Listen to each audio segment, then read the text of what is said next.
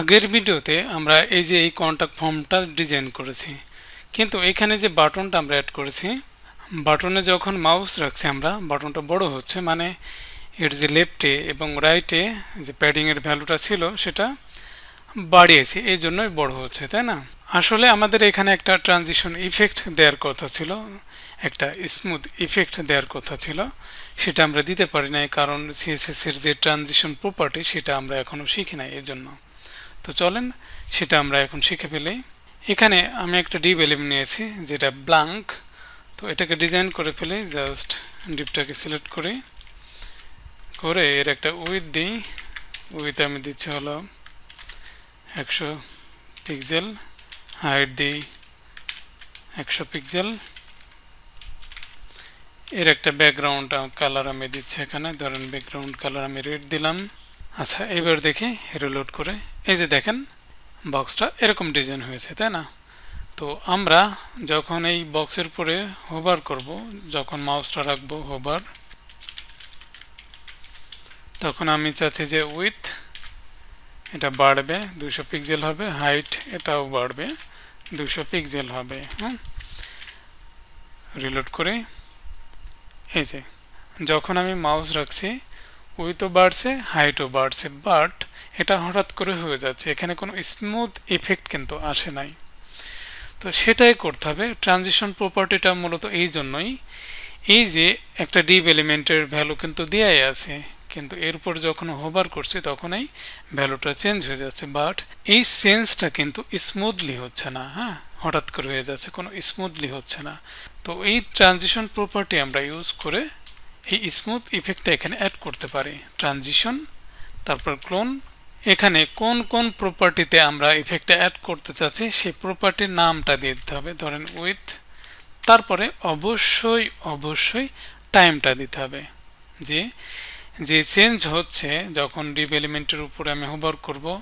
তো উইথ তো 100 পিক্সেল আছে, যখন হোভার করব তখন 200 পিক্সেল হয়ে যাবে।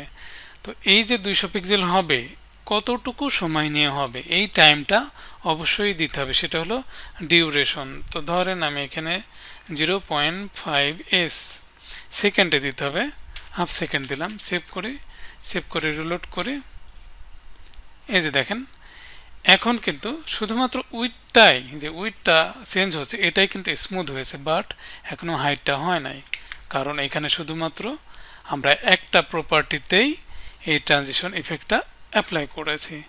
তো আমি চাইলে আরও এইভাবে কমা দিয়ে অ্যাপ্লাই করতে পারি। ধরেন এখানে হাইট এর টাইমও আমি সেম দিই, সেভ করি, রিলোড করি। এই যে দেখেন এখন কিন্তু উইথ হাইট দুইটাই সেম সময় নিয়ে এই ইফেক্টটা অ্যাপ্লাই হচ্ছে, তাই না?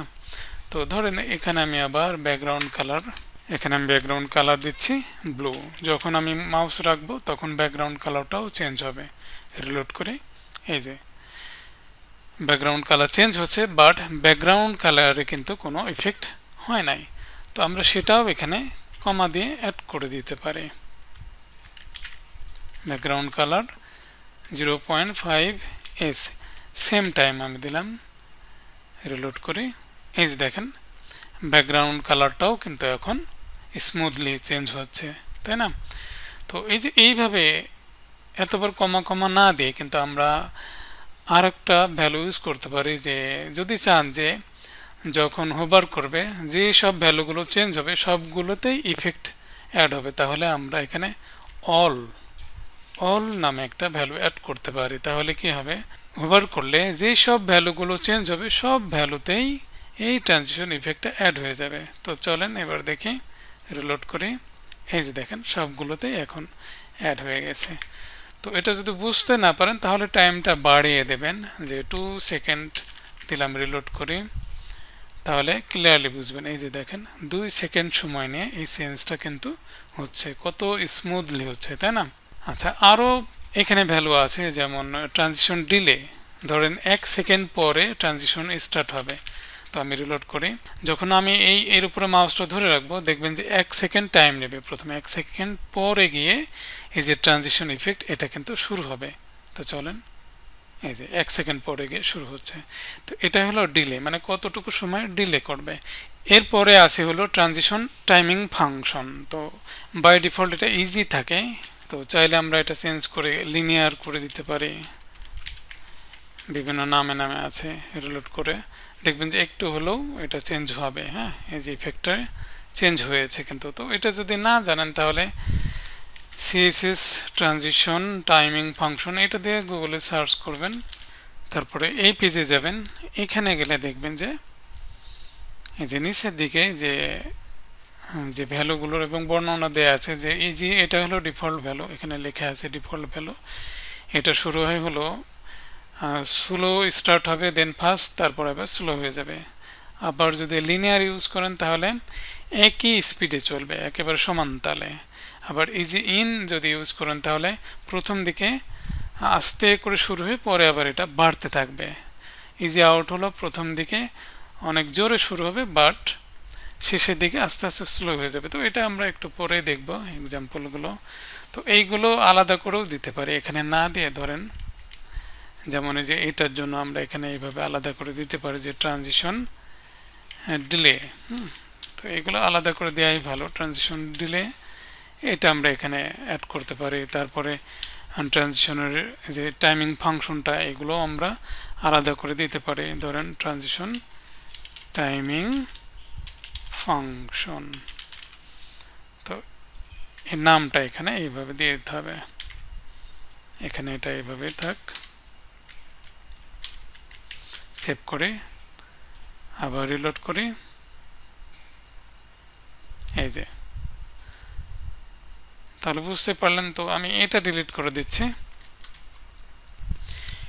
এরপরে এই যে টাইমিং ফাংশন এইগুলো কিভাবে কাজ করছে, এগুলো কিভাবে বুঝবেন সেটা আমি দেখাচ্ছি। তো এখানে টাইমটা বেশি করে দিবেন, না হলে কিন্তু এটা বুঝতে পারবেন না ক্লিয়ার করে। আর যখন হোভার করবে তখন এটা আমি উইথটা 100% হয়ে যাবে, মানে ফুল স্ক্রিন হয়ে যাবে। তো এবার দেখি যে লিনিয়ারটা কিভাবে কাজ করছে। এই যে দেখেন সমান তালে। আমি এখানে হাইটটা উঠিয়ে দিই, এটা দরকার নেই। আবার রিলোড করি, এই যে দেখেন সমান তালে শুরু থেকেই শেষ পর্যন্ত সমান স্পিডে চলছে। বাট আমি যদি এখানে ইজি ইন এটা ইউজ করি তাহলে দেখবেন যে এই যে প্রথম থেকে আস্তে করে শুরু হবে এবং যত সময় যাবে তত বাড়তে থাকবে স্পিডটা, ঠিক আছে। আবার ইজি আউট যদি ইউজ করেন তাহলে কি হবে, প্রথম দিকে অনেক জোরে শুরু হবে স্পিড, আস্তে আস্তে আবার কমতে থাকবে। এই যে দেখেন, দেখছেন। তো এইভাবে এগুলো বুঝতে হবে, ঠিক আছে। তো চলেন তাহলে আমরা আগে যে ফর্মটা ডিজাইন করেছিলাম সেখানে অ্যাপ্লাই করে ফেলি। এই ফাইলটার উপরে আমি রাইট বাটন ক্লিক করে edit with notepad plus plus open করলাম। এখানে আমাদের কি করতে হবে বলেন তো, আমরা ওপেন করি ফাইলটা। যখন আমরা এই বাটন উপরে মাউস রাখছি এখানে কি হচ্ছে, এখানে যখন বাটন উপরে মাউস রাখা হচ্ছে তখন এই যে প্যাডিং এর ভ্যালু, আগে যে ভ্যালু ছিল সেটা চেঞ্জ হয়ে এটা বেড়ে যাচ্ছে, কিন্তু এই যে চেঞ্জটা হচ্ছে এটা স্মুথলি হচ্ছে না। তো সেটাই করতে হবে, জাস্ট এখানে ট্রানজিশন প্রপার্টি এটা অ্যাড করবেন, ট্রানজিশন, দেন কোন প্রপার্টিতে এফেক্ট অ্যাড হবে, প্যাডিংয়ে। তারপরে কতটুকু সময়, ধরেন আমি 0.5s হাফ সেকেন্ড দিলাম, কিংবা আরও কমিয়ে দেবেন। রিলোড করে এবার দেখেন এই যে স্মুথলি হচ্ছে, দেখছেন। জাস্ট এক লাইনের একটা কোড, জাস্ট বুঝতে হবে এটা আর কি। আর ভুল করেও যেন কোডটা এই হোভারের ভিতরে রাখবেন না, হ্যাঁ, ভুল করেও এটার ভিতরে রাখবেন না, কারণ এই সাবমিট বাটনের যখন হোভার করা হবে সাবমিট বাটনের যে প্যাডিংয়ের ভ্যালু তো চেঞ্জ হচ্ছে, তো আমরা তো দেখলামই চেঞ্জ হচ্ছে, কিন্তু এটা স্মুথলি হচ্ছে না।